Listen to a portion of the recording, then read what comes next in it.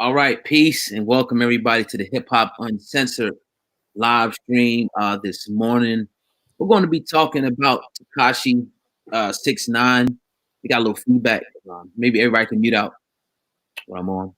Okay. All right, but yeah, we're going to talk about Tekashi 6ix9ine this morning. If you're not aware, the kidnapping video came out this morning. DJ Academics actually has it uploaded. It seems like he was the first guy to get his hands on that footage this morning. That came out of 6ix9ine being kidnapped. We want to talk about that, him snitching, but I got a dynamic panel, this morning, man. One, Brother Khonsu, Brother Darren. First, Brother Khonsu, I'm going to let him introduce himself. He's actually a former gang member. I don't know what gang he was in, but he's going to speak about this and speak about snitching, snitch culture, and he has an interesting perspective on it. So before we get to these brothers, I want everybody to hit the like button and go ahead and text this video, share it on Facebook to somebody, let them know to be on the air. It's going to be a real interesting discussion. We're also going to be answering questions from the chat. So without further ado, Brother Darren and then Brother Khonsu, you guys got the floor, man, to speak on this just a little bit. Right on, man. Well, Brother Darren, man, Tell SEO, man, Blurred Planet, just up in the building, man. Say what's happening. Yeah, Brother Khonsu, CEO, Aboriginal consultant, financial consultant, also an economist, dealing with, strategy and business startups, man. Ready to get it in. Great, absolutely. So we seen, this whole fiasco. We have been watching it. I mean, we all seen this kid, running with the gang, making his music, disrespecting people, inviting people to his private parts over the last, I say, 6 months to a year. And then we seen him get locked up and pretty much just flip on this whole crew. I just want to get you brothers' perspective on this whole situation with Tekashi 6ix9ine. How do you feel about, one, him, and then the fact that now he is pretty much giving up all the information to the prosecution right now, or working for the prosecution right now? Well, I think he's about to get paid, man. I think that one, he's gonna save hip hop, because hip hop not about, really is not about the gang culture. And I think it's moved to that, really more to the gang culture, where it's not, it's supposed to be about, fun and consciousness and all this stuff. And it kind of went sideways, early 90s. And two, I mean, yeah, man, he's a classic American story, man. Guy came from being a busboy to building himself up to telling to get freedom and get paid, man. The classic American tale, man. Yeah. I just, I look at him as a fool's fool, man. That's what happens when you glorify a culture that's a really detrimental culture. Gang culture is not anything to brag about. I'm very fortunate that, I went through that growing up here in Chicago. Gang culture was normal. It wasn't like an abnormal thing because you needed it to survive. You had to be part of something. Shit, just being able to get to school every day. But it's not nothing to really, brag about. And he just one of those guys that gangs proud for food. We would call him food. He just somebody that facilitates, the nation. And he was nation business. And that's just what he was, what he is. Right, Brother Khonsu, you used to be affiliated, with the gang out there in Chicago. You don't have to get a name, if you don't want to. But I'm not. Yeah. Yeah, no black questions over here. Oh no, 6ix9ine. But I'll be 16. The fact that, and I heard, I got a video that I'm gonna upload, later today. DJ Punch, who used to be 6ix9ine's DJ, he works for 50 Cent. This is 50. He put out a video. He pretty much said, like, look, once you signed up for that gang, once you took the rag and all that, and you was with them, now you have to follow that code of conduct, meaning that the police, you don't deal with the police. You don't snitch no matter what happens. Talk about that. Talk about, you coming up in that. And did that code change? Do you think that code is whack now, how it was back in the day? Well, the code never existed. I mean, it depends on how high up you get in the organization. But in Chicago, the biggest gang in Chicago was the Chicago Police Department. And they started out as the Irish militia gangs. The Irish knew that they needed support, and you had Mr. Moran that used to go against Al Capone back and forth for bootlegging. So they went and they joined the police department. A lot of the immigrants coming out of Ireland, they joined the police department. And when they joined the police department, they gained influence. They had a badge and a gun. Most gangbangers are on the Chicago Police Department. That's just how they operated. So what would happen? You would rat on the opposition. That was just normal. If they had a house, a liquor house, if the gangs or the modern gangs even today, if they got some operations going on, you just tell the guys to come visit them, bust them, and get them caught up. I mean, that's not really anything conducive to what's called snitching. That's not it. That's not snitching. That comes with the strategy and the espionage in establishing control of your territory.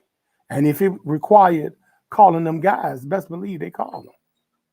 I mean, that's who called on you anyway. It was always your opposition that would infiltrate you and call them people on you.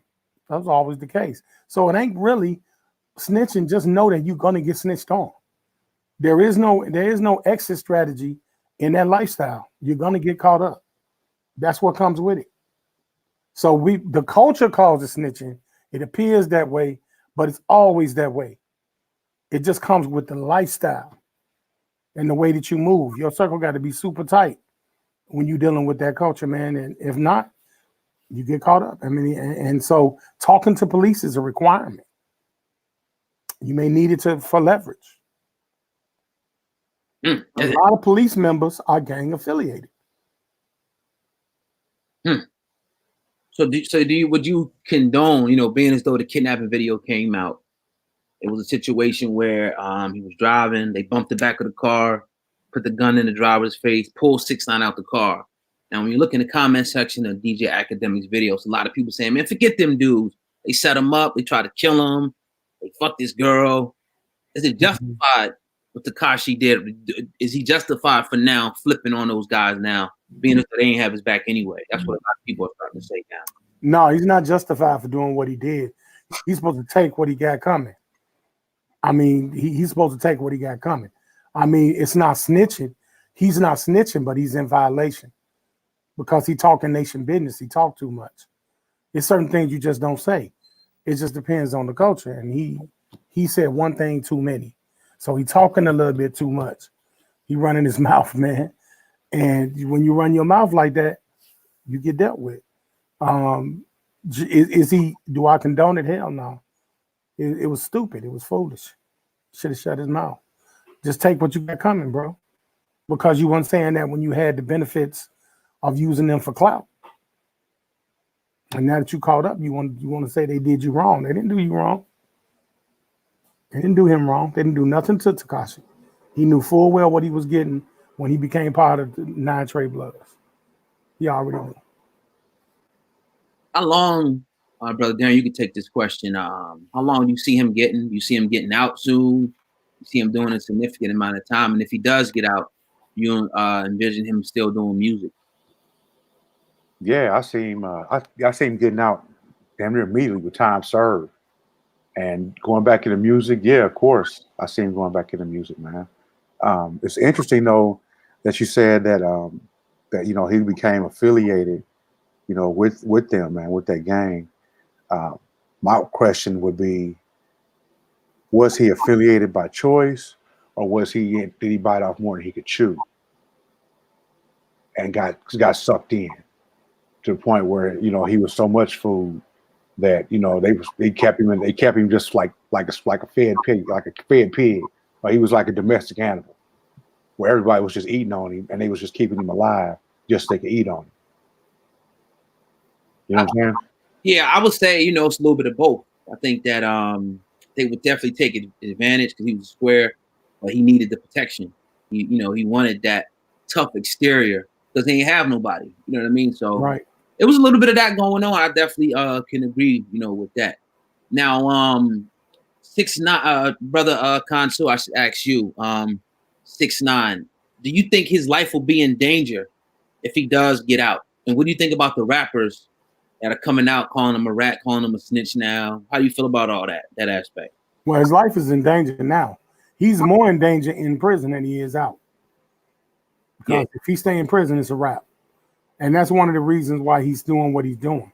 Because he know there's somebody that already approached him up. He got once his court appearance is over and they send him upstate, it's a wrap, bro. So he can't be in there. He already know. And so he got to get up out of there. Now, when he get up out, he's done for. He's gonna have to really get little, And for other rappers that's talking, they're not gangsters. They need to shut their ass up. But they're not real. They're not. They call him. It's a snitch calling somebody else a snitch. Them dudes ain't getting ready to do no time. Them other rappers that talking crazy ain't getting ready to lay down for nobody. Snitching is a fashion statement now. They'll break under pressure too. Somebody got a 30-piece for you, you gonna run your mouth. So ain't no honoring chiefs and heads no more. It's a cutthroat situation. So I don't even honor them cats talking about other rappers talking about 6ix9ine. I don't even argue that. Because that's fake. Right. Ain't no rappers no real G's. Studio rappers don't tell, they lie. They lie on the streets and they tell the truth in the booth. That's why they studio gangsters. Do you see a situation where, first question I'll ask, at one interview on the Breakfast Club, like maybe it's not too long after that interview that he did, he pretty much was taken into custody. The whole crew was arrested. Do you see, one, I want to know from you guys, do you think that he was an informant the whole time? Two, do you think that right before that interview, do you think that he went to the feds himself and said, look, I got to get out of the situation? How do y'all feel about that? Do you think he flipped early before they all got arrested or what? No? No, I don't think so, man. I don't think he's smart enough, man. I don't think he was good enough to play his position like that.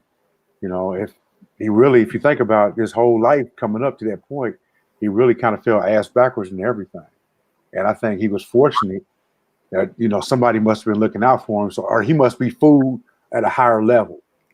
So if, he's somebody else eating on him higher than what the gang is eating off of it. And they have an interest in keeping him going. Which, you look to say the record label probably saw how he was moving. They said, wait a minute, we got this cash cow here. We've been, we eating on him. He's involved in something and the kid's too dumb. He's too stupid to get out of it. Let's get him out of it now. And so they made that phone call because you don't get locked up, man. The feds, they got what, 98%, 99% conviction rate. So, and then if they get a 99% conviction rate, then why, what's the point of them really making deals? They don't make deals like that. Yeah. What I saw that Breakfast Club interview, days before he was arrested, kind of told me that he called them. He wasn't an informant, but he did call them because he fired everybody. So he was already coached on how to frame his particular status. And he knew he had to call them folks because probably for months, once he started getting established and he started getting heavy, that's how he got the attention of Shotty anyway. They knew they can make money with the guy. They're making videos with bloods that don't even know 6ix9ine. That's starting to come out now, which was obvious when you really look at the videos. 6ix9ine wasn't calling no shots over no 9 Trey in New York. That just ain't. He too young to be a shot caller. He don't have no lineage. So anybody affiliated would know that. You can't be no 20-year-old boss in no 40-year-old gang, the Bloods. He's not old enough to do that. So that alone lets you know that it was premeditated. Once he saw that it was getting in over his head and he knew the situation and what it was going to be, he made that call. You know what I'm saying? Once they kind of screwed around with his tour dates, and he wasn't getting his money like he's supposed to, he acted out because he knew what was going on. Yeah, I think eventually, it definitely was extortion. I think he was going to get hurt bad or probably even killed. dealing with those dudes, man. I don't feel sorry for him or anything like that. I just think that it was just a fraud, man, and just in a real precarious situation. That it's just sad. It's real sad. CB4, man. It's real. CB4. Huh? It's CB4. Man, his ass knew what he was doing from day one.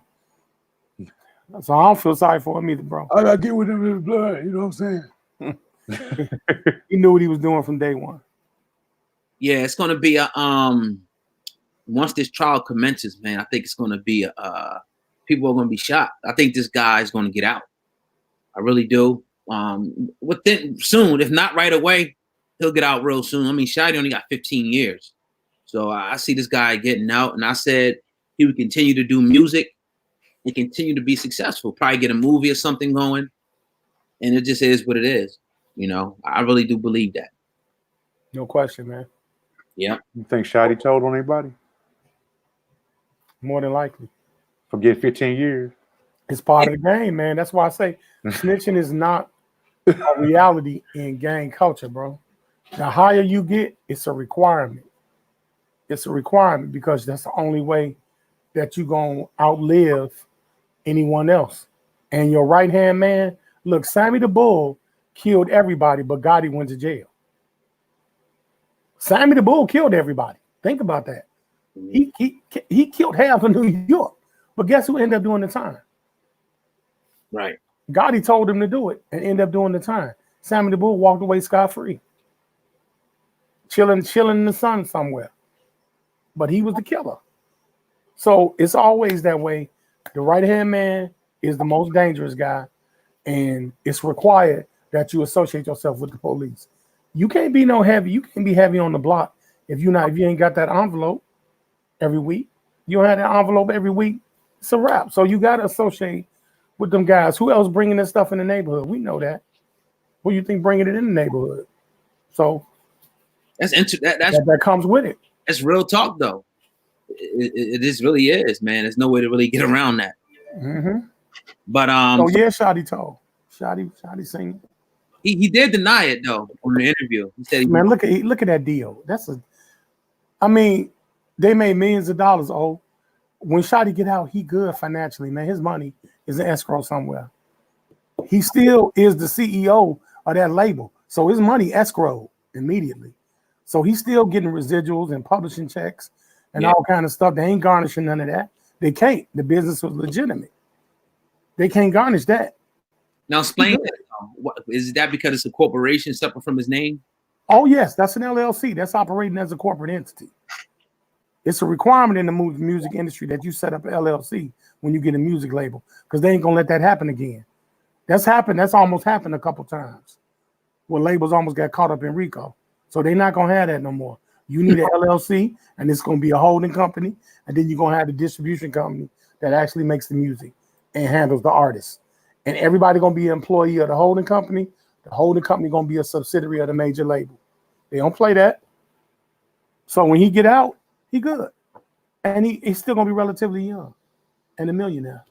Yeah, I mean, I was one video back a few months ago where he, you can check your balance.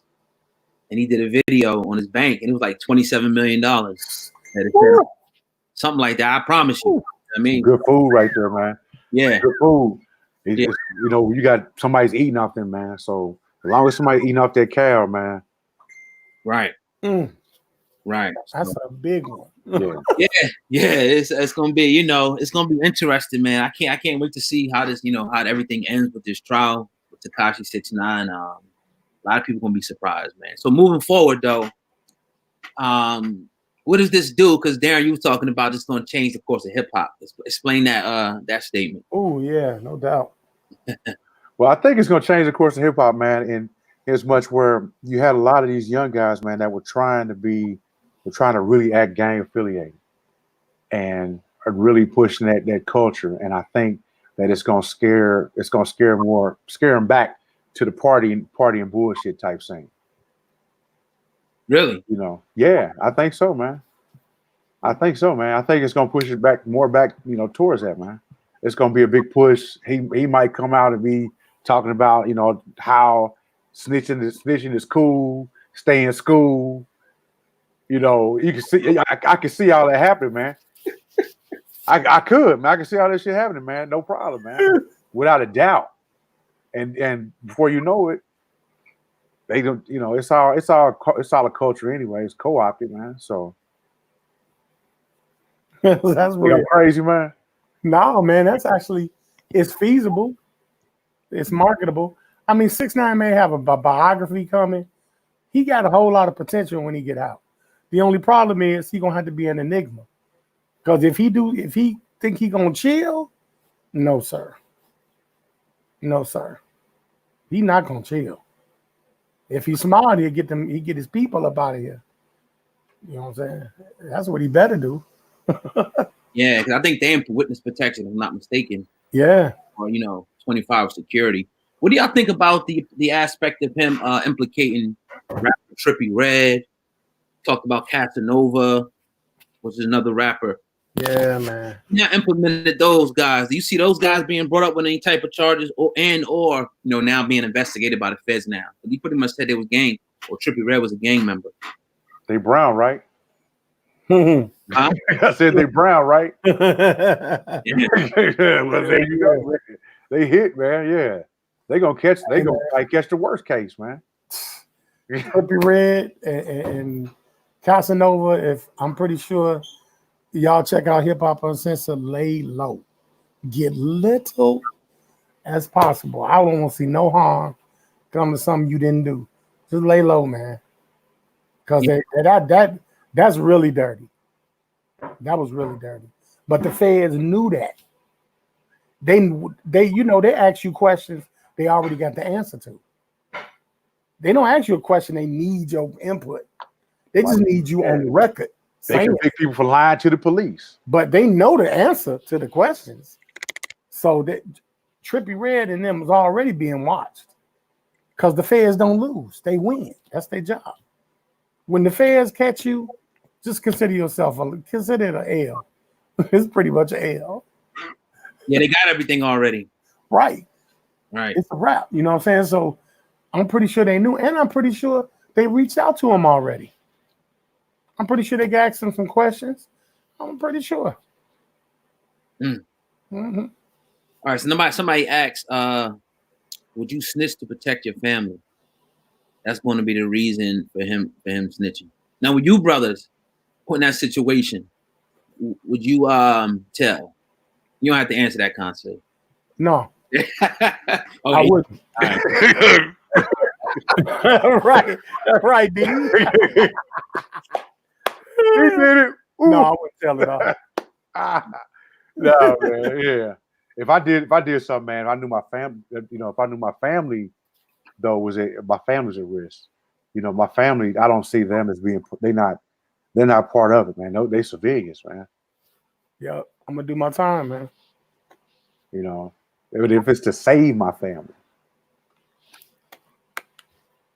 Yeah, I mean, it's one of those things where obviously you would have to be in that situation, and I think people that haven't been in that situation, haven't been locked up, probably more likely, obviously, to tell, because if they sitting up here telling you, look, man, we can get you out now, because you don't know what to expect if you've never been locked up. It's really not that big of a deal. Obviously, someplace everywhere is different.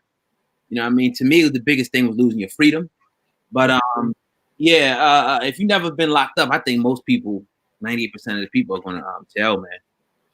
Just think this. You're about right. That's why the feds are in business. Investigation work is only as good as a snitch. Right. A good investigator is knowing how to reach out to the person they run their mouth. If you're doing something criminal activity, the more people you have involved, the more chances you have of going down. If you got 4 or 5 people involved, and this one talking about this and that, somebody gonna tell. If you can't do it by yourself, it's best to leave it alone. I'm not giving you guys advice to go and do criminal stuff, but if it ain't solo, you really run the risk when you add other people. Yeah. I mean, I've seen it. People you think will be the closest, or wouldn't tell. Once the police get on them, they get the good cop, the bad cop on you. You got one here and one here, and they just telling you going to prison and all that, yeah, most people gonna flip. Definitely. Mm-hmm. We need to call first 48 the first 24. Oh, man. The first 12. They tell themselves quick. First 8 minutes. Some dude put general determination put when I was locked up in 93 through 03, I saw snitches covered in blood in PC. Wow. I believe it. Yeah. Yeah, I mean, if you know you're gonna be due time, then it's really, it's if you're looking at it just like, man, if you tell you might get 5 years less. I mean, you might as well go on and chill, man. Yeah, man. you know what I'm saying? I mean, it ain't in that place, man. It's a whole nother world. The world, they don't have rules of the normal world. Yeah, movers control, man. You lose your life over a pack of Kool-Aid, man. You lose your life. I mean, it's not. You can't use the realistic morals that we have out here. So what makes you think that's going to apply when you snitch? Come on, man. It's a wrap. Cats ain't going to let you walk around there, man. Rules different, man. It's real game banging in the joint. It's real game banging. Game on the street is you can play. Not a netto. Right. Not in there. Yeah. Well, one guy put, I forgot his name, but I do remember his comment. He put, what if this has a trickle down effect and snitching becomes cool and trendy? How do y'all feel about that? And would snitching, because somebody wrote this in the comment, they said, if we snitch more in the Black community, it will save the Black community. How y'all feel about that? Well, the Black community is built in snitching, man. How you think Harry tell me why you think she walked around with a shotgun, man? And said, if you run, if you tell, you're gonna get shot in the back. You know what I'm saying? So now I think it's, I like I said, I think they're gonna use it as snitches cool, stay in school type. They're gonna try to push that message. I don't think that when it comes to community, something that's the community involvement, I don't believe that that's snitching, because a child, if y'all can prevent the death of a child by telling something, by doing something. If I know somebody who's not gang affiliated is going to be involved, then definitely, man, you have to. No question. I don't, those are two separate paradigms. That's a good question. Oh, as far as gang culture, snitching is gang culture. That's why I'm saying snitching is not what is called a bad thing. It's part of a bad thing. It's an element of something that's already bad. That's why people who get involved in gang culture, they don't see the different angles, because either they destitute, either they've been abused as a child, they don't have no strong family background. So the gang provides those immediate resources. But as they advance and get deeper into gang culture, they don't realize that there's angles you can't keep up with. And it gets even worse when you add money into the game. When you add the drug game, there's so many angles in that drug game, man. The snitches are there. It isn't no if. You'll never make it through a career in drug dealing without a snitch. You're gonna get told on. That's why you end up dead or in jail. There is no exit strategy, because snitching is what you enlist to do in the event of certain things. You gonna do it. If I know that I got competition, I have no problem snitching on my competition to get rid of them.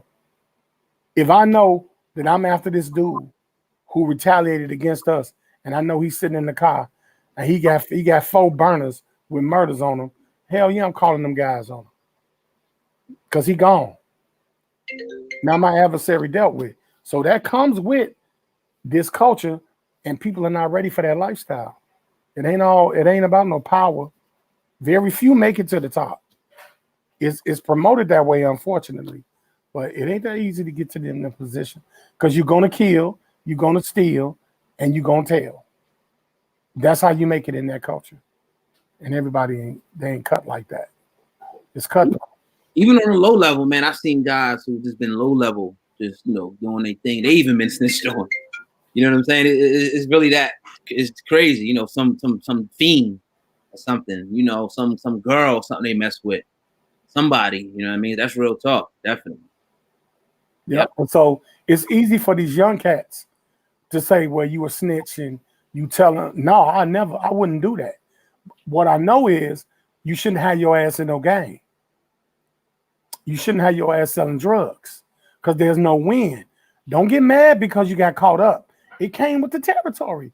If you step in shit and you funky, don't get mad at the funk. You standing in shit. I mean, that's just common sense. And these young cats with this snitching and you this and you that lets me know you never been in deep. Because when you in deep, it ain't no joke. Your girlfriend will make love to you and snitch on you in the morning. She'll be wearing a wire on your ass. That's a fact. So don't your mama be wearing a wire. She's sitting in the kitchen talking to you wearing a wire. Pressure, man. Pressure do a lot to people, man. I'm trying to hear these niggas. That's real talk, man. The feds play dirty. Mm-hmm. You know what I mean? And you know, yeah. So when nobody walking around taking those hits in the culture that's already dirty. You in a dirty culture, you tell me we play what rules? What rules you think this culture play by? Man, this gang culture, these people will blow your head off, man. They'll kill your kids. So what rules you think they live by? If you got a culture that'll kill your kids when you out of order, what makes you think they play fair? So those get caught up in the glamorous stuff, watching movies and shit, watching Minister Society. Obviously, you ain't never been out there doing that deal. Because if you was, you wouldn't. It ain't nothing to brag about. Let's just put it that way. It ain't shit to talk shit about. It's really embarrassing. Because they use you like you ain't shit. You get used like you ain't shit. You get abused like you never understood. And it's a no-win situation. And you risk your life every day for pennies. And so that's why I'm adamant about gang culture. I'm against it 100%. Now, I got a question for you, Consul. C. Grass, ask homeboy would he do 47 years for his security? Of course I would. Of course I would. Because I agreed to be gang affiliated. I agreed. But see, my generation, we cut from a different cloth, though. Sad to say. I mean, we just cut from a different cloth. If I'm out here doing dirt and I done 47 years of foolishness, I should expect 84 years of retribution coming back at me. We know that going in. See, that ain't now you could become a blood online. You could just get on Instagram, say I'm a blood, and you a blood. Get a bandana, and you a blood. No. Real cats, you got to do real things. So you already know going in, it ain't no joke. Then your conduct, like talking shit on the internet and shit like 6ix9ine did, that's an automatic violation. Offering another man your body parts, man, you get a violation from your nation for that. You don't talk against any other nation, even if they are your adversary. You don't bring light to your nation. You shut your mouth. So you could tell by this era, oh God, that these cats ain't never been affiliated at no level. Maybe they little bitty petty pack workers or something, getting locked up every weekend for 3-4 bags in their jeans and shit. But they ain't never done no heavy. They ain't never been to no meetings. They ain't never had to spit their laws, memorize their laws, up and down. They ain't never been under that kind of scrutiny and pressure. Because if they go to the joint, they're going to get dealt with because ain't nobody going to respect them in the joint. They ain't got nobody representing them in the joint. So, yeah. We got Sandman building right now, man. Sandman, what up? What up, y'all? My fault I'm being late, man. I just got out the gym and shit. But peace to the brothers in the building. Peace to everybody listening on Hip Hop Uncensored. You know what I mean? I'm about to get in this discussion, man. I was listening a little bit in the gym. Consul, I hear you going to fuck in. Just catch me up, man, so I can see what's going on. Yo, what up, Sam? Well, we're just pretty much talking about, 6ix9ine snitching. I'm sure you're aware of the video. Academics, somehow got his hands on the kidnapping video. These brothers was talking about snitch culture, and pretty much Consul was just saying it's part of the game. It's part of it, in the streets. Once you in deep enough, this is what it is. You know what I mean? So, you could before you go though, Sandman, everybody listening, hit the like button and text this video to a person or two. Share it on Facebook. We can move from there. But Sandman, what's your thoughts on 6ix9ine, man? ratting, man. It's a rat. It's a rat. What's your thoughts on it? Yeah, man. Here's my thought. Now, when we had the little group chat this morning, and we seen the video, or we dropped the video of academics commentary on it. You asked the group. You said, "Now, do you think different of 6ix9ine now that you see everything?" And I said, "Hell no. I still think that he shouldn't have said anything." Now, people can disagree with that all they want, but here's my perspective and my premise on that. No, he was never involved in that to begin with. No, he wasn't bred and breeded in that culture. Nah. So he never belonged in that to begin with. But there was a lot of mistakes going on for people who really did live that life, bringing him into a situation that they knew he was not built for. But here's why you can't say anything if you 6ix9ine, in my personal opinion. You got fucking family out here. And the second you signed your name up for something, whether you were real about it, whether it was fake, whether you did it for bread or not, you put your family in that situation. You got your mama out here scared for her life. Your baby mama's probably scared for her life. Facts. Your daughter, who has nothing to do with this situation, who knows nothing about what you got going on, is now in danger. As a man who, okay, I can give you an example, right? I could reflect and reminisce on the situation that happened locally, right? Dude got in a situation, he got in trouble. Somebody saw it, an innocent bystander saw it, a civilian, not involved in that life, saw what happened, was set to testify. This brother in jail made a hit, splattered the whole fucking crib up. Now, were there brothers in there doing what he was doing in that crib? No. Was there people living the same life as him? No. There was women and children in that crib. They did not give a fuck who was in that crib. Eliminate the enemy was their only objective. The second you sign up for this, whether you're 21, 22, whatever, because I've given 6ix9ine plenty of excuses, given the fact that he's a young man, the second you sign up for that shit, you are out the window, and it's all about your family. You see audio now coming out saying, yo, please, I got a daughter. Please, I got a daughter. Yeah, nigga, you got a daughter. So now you got to do right by that. And if that means sitting your ass down in order to protect your family, that's what you got to do. Sit your ass down. Real talk. That shit real. So you don't think his family can be protected at this point? Or you think everybody, they're going to get touched? Hell no. I think everyone's in danger of being touched. And then you got to think, yeah, my man just said the money, like, okay, when he was in situations outside and he had the big ass 612 security guards and the dudes rifled up and everybody, it was money paying for that. Now you got lawyers, you got this, you got that. Kansu, we had a discussion a couple months ago about, is he really showing as much money as he had? After a year go by, how much money, Darren and Kansu, do you realistically think he's working with now or he'll have after he gets out?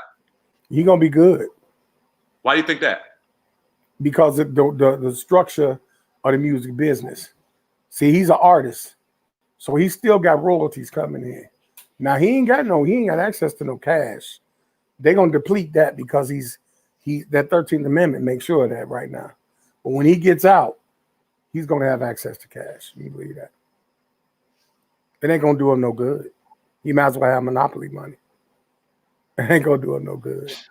Do me a favor, my fault, to keep interjecting. I know you guys talked about this briefly, but just catch me up to speed. You guys think that he's safer outside of jail than in jail? Can you explain that? No doubt, no question. I was listening to that in the gym a little bit, but can you elaborate on that? Yeah, because the culture inside don't live by the same rules as the culture on the outside. So he's not built for the inside. Now it'd be different if he was built. He's not built for the inside because he wasn't built to be part of that affiliation to begin with. He was already food for the nation when they approached him. But him being a fool and him talking like most of these young guys do nowadays, he was good till he came to low end, O Block here in Chicago. He was good till he did that. Then he ran his mouth. He was good till he offered body parts. He was good till he put his hands on folks in LA in the airport. He was good till he said he wanted to smoke. See, when you start doing that, man, your world gets smaller and smaller. So when you go inside that joint, you don't know who connected to who. And really, honestly, it just take a word and it's a wrap. It's a wrap. And so 9 Trey Bloods is affiliated with 31 Bloods, who they are the original Bloods on the East Coast. It's a wrap. One word and it's over with. Yeah, it is. It's people living lavish in the joint. The joint ain't all like breaking rocks and shit and making license plates. It's some cats. Got cell phones, you know. They got cell phones, computers. Atari, 2600. Gaming online in jail. It's like, what the fuck is They going got on? MacBooks Hey, in there. Barry, you wow. You in the game and you on Twitch in jail. And shit. Like, how the fuck are they doing this shit? It's crazy. Yeah, man. Yeah, that's real talk. I think the word's gonna travel fast, man. It's like when you get up in there. I remember one time I was in there, and it was supposedly a dude that ran over a kid or whatever, but he didn't tell nobody. But somehow his people started to leak. Maybe the guards, anybody. You can't trust nobody. The guards could have told one person, and people like, yo, we gonna get this motherfucker because he ran over. He was a drunk driver. He ran over a kid. So it's the same type of effect, you know.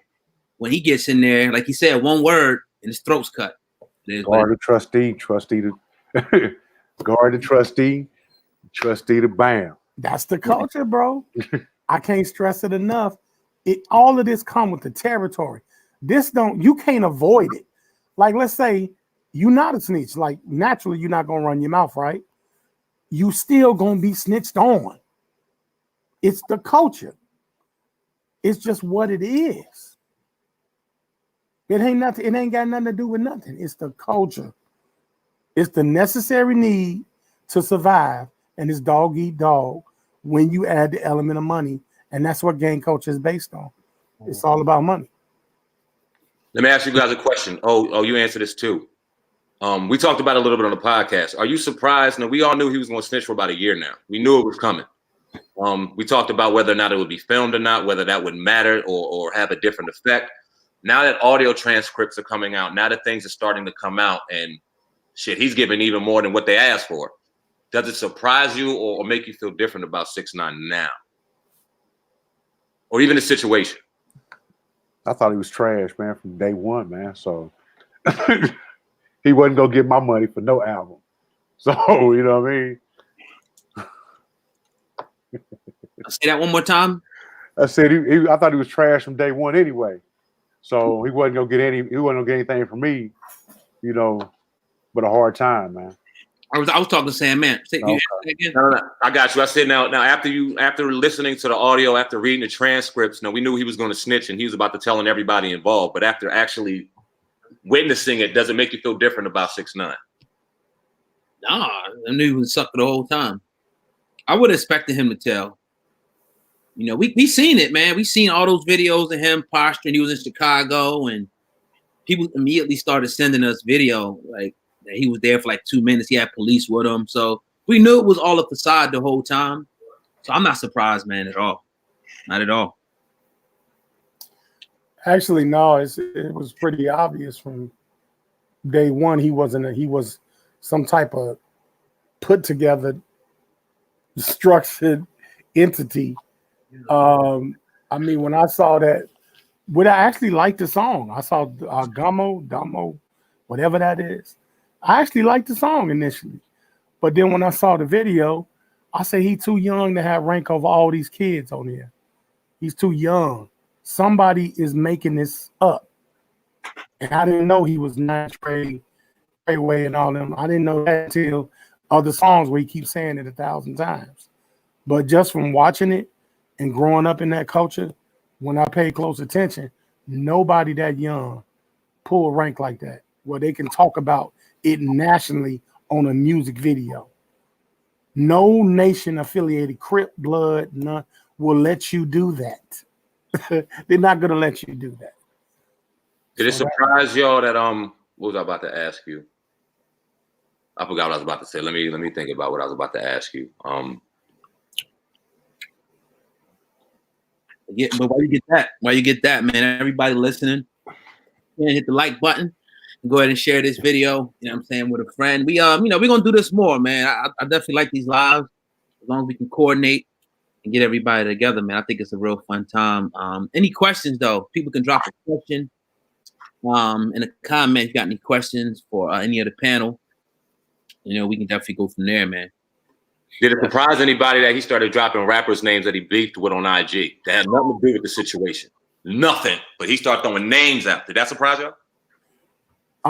No. Damn. Only because that's how the feds work. Okay. Like the feds kind of tell you to your face look, we got a 40 piece for you.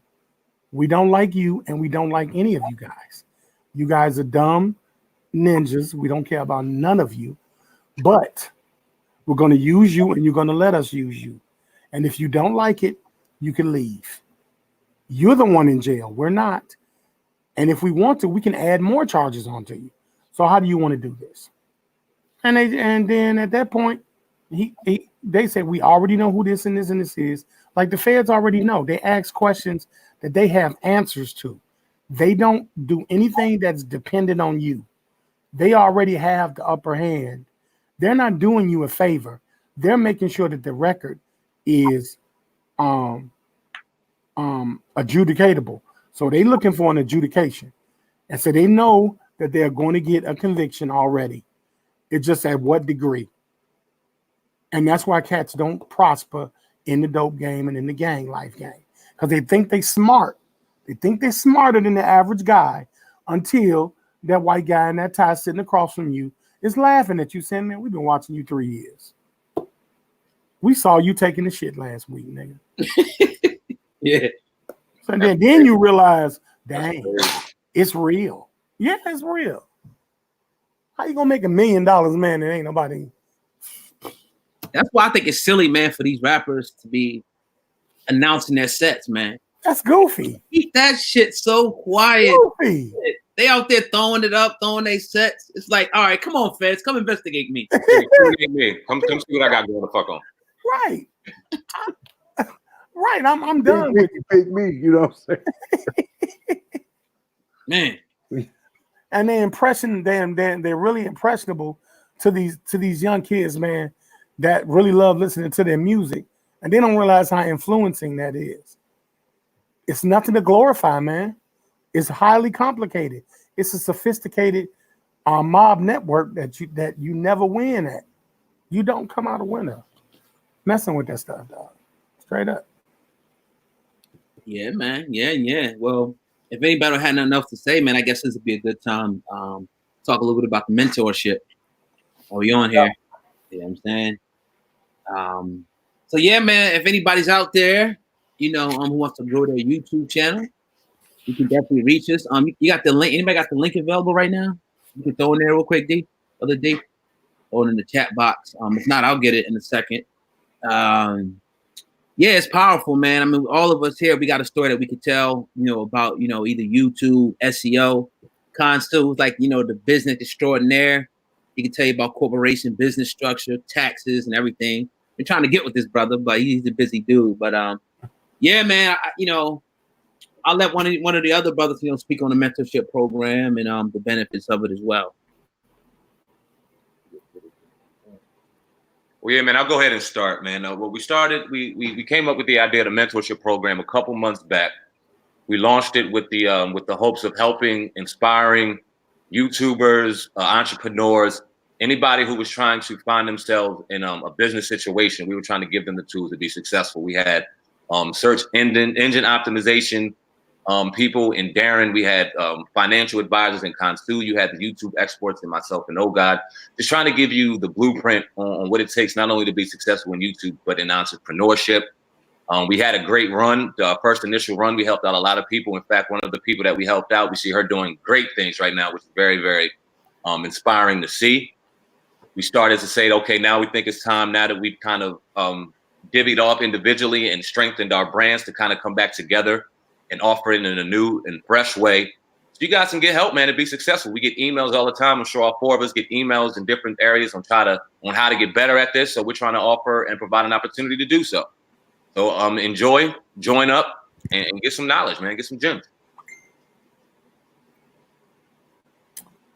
Yeah, no doubt. It's definitely a hands-on experience.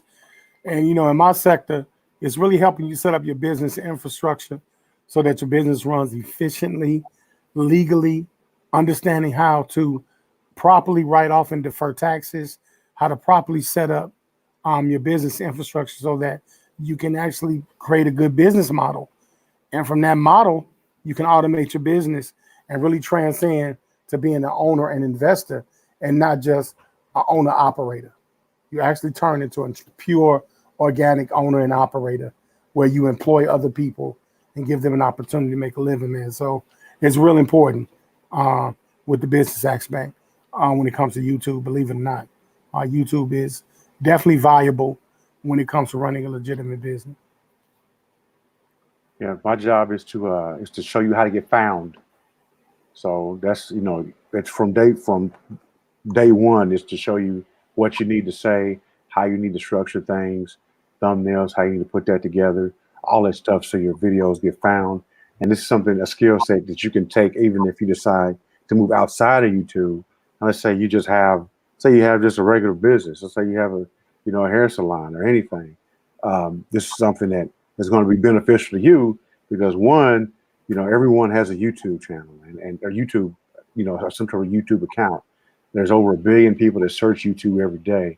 So it just makes good sense if you're a business person, if you're a business owner, to take advantage of this, to have some, you know, have these group of people who are experienced with this particular platform to be able to give you some guidance. Absolutely, man. Very, very well said. Very well said, brothers. I'm looking in the comment section to see if we got any more comments. But if not, man, we can move forward and get out of here today. I definitely appreciate everybody taking the time to listen to us today. We're gonna do this a lot more, man. I promise you, a lot more live streams, a lot more topics and everything for the people. So yeah, that's all I got on my end. I think I got something to do at 12. I don't know yet, but we get out of here. Still waiting to hear back from somebody. But yeah, appreciate y'all brothers, man. No doubt. Indeed, man. I'll see you at the podcast later, episode 230. Y'all make sure y'all subscribe to the podcast. Check that shit out later on, man. The most dangerous, most underrated out. You already know. Yes, sir. Yeah, have a good one, man. We out of here. Peace.